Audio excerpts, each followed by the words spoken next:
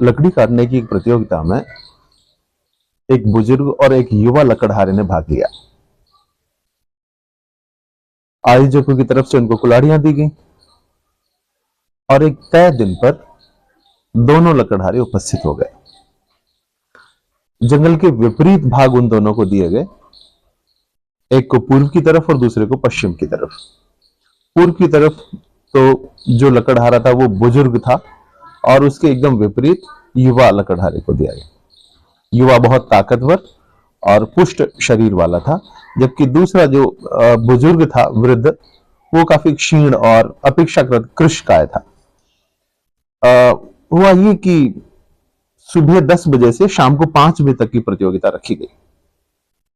दोनों ने नियत समय पर लकड़ी काटना शुरू किया।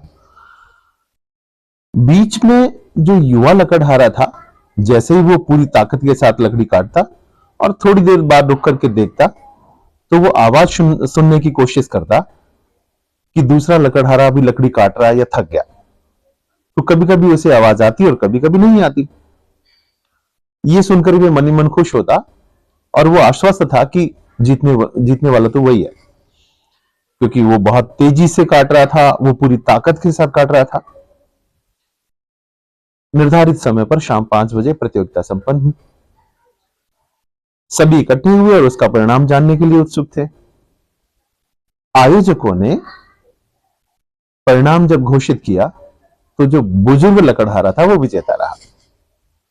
युवा चौंका ही, क्योंकि उसे समय समय पर जब भी उसने देखा तो उसे आवाज नहीं आ रही थी। उसने अपनी आपत्ति निर्णायक मंडल के समक्ष दर्ज करा कि भाई, मैं तो हमेशा काटता रहा, इसकी आवाज भी नहीं आ रही थी, कैसे ये विजेता हो सकता है? मैंने अपेक्षाकृत अधिक लकड़ी काटी है। तब उन दोनों की लकड़ियों के ढेर को देखा गया तो बुजुर्ग ने युवा से लगभग 2 गुना ज्यादा लकड़ी काटी। जोशीला युवा इस बात को लेकर के बड़ा आश्चर्यचकित हुआ।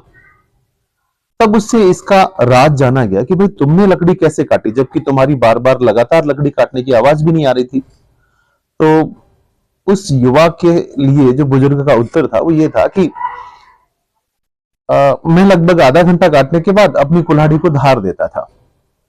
जैसे मुझे लगता कि अब ये लकड़ी अधिक तेजी से नहीं काट रही है तो मैं रुकता और उसको धार देता। उस धार देने में मेरी कुल्हाड़ी पैनी भी हो जाती और मुझे भी विश्राम मिल जाता। बात सबकी समझ में आ गई।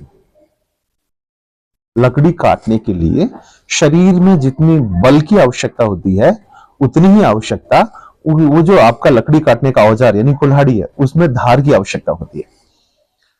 और फिर आपको बार बार विश्राम भी करना होता है और अपनी शक्ति का पुनः संचयन करना होता है तो ये छोटी सी कहानी, लेकिन ये शिक्षक और बच्चों के बड़े काम की कहानी हो सकती है। जैसे लकड़हारे की कुल्हाड़ी में धार है, वैसे ही एक शिक्षक के अध्यापन में भी धार की आवश्यकता होती है।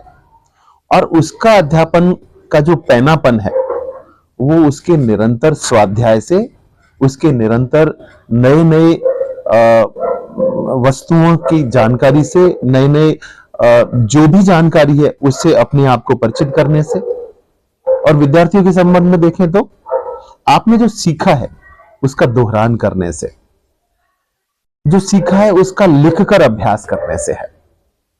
तो ऐसा ना हो कि हम अपनी ताकत के बल पर, शिक्षक के संदर्भ में देखें तो हम अपने ज्ञान के बल पर इस भ्रम में रहें कि हम बहुत ज्यादा जानते हैं तो हम बहुत अच्छे शिक्षक हैं, निश्चित रूप से हम अच्छा पढ़ाते होंगे और हमारे बच्चे भी बेहतर परिणाम देंगे।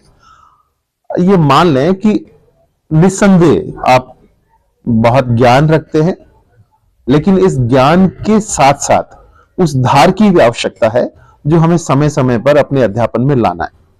वो पैनापन कैसे आए? वो हमारे उस अभ्यास से आए जिसे हम कहीं खोते जा रहे हैं। तो हमें अपने आप का पुनः पुनः मूल्यांकन करने की आवश्यकता होती है, नया नया सीखने की आवश्यकता होती है। आपको पता है ना, हमारी लाइब्रेरी में कितनी सारी पुस्तकें हैं।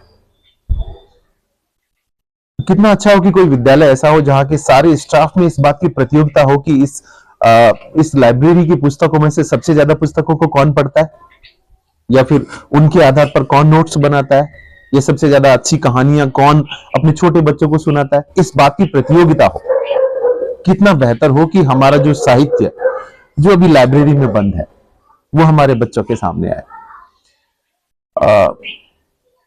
यही उद्देश्य था इस वीडियो का कि हमारे अध्यापन में धार हो और हमारे बच्चों के अध्ययन में भी हो।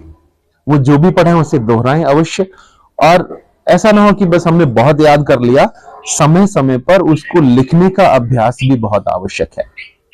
Thank you.